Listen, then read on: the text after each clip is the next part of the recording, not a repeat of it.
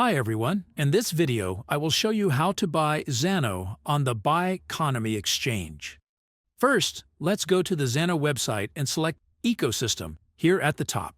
Now we will scroll down and select the exchange Biconomy. The Biconomy site will open in a new window showing information on Zano. It is important that you create a free account in Biconomy. Also, deposit Tether from your wallet to this new Biconomy account. First, click Wallet, located here, and select Deposit. On this screen, make sure the crypto option is set to USDT, and under Network, select ERC20, the middle option.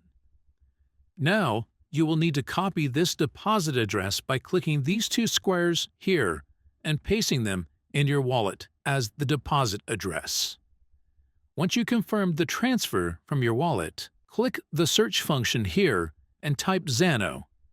Then click the Zano option that pops up.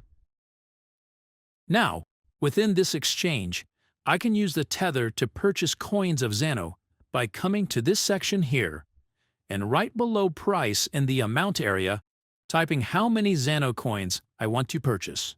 Then, pressing Buy. The confirmation at the top of the screen confirms your purchase. And just like that, you now own Zano.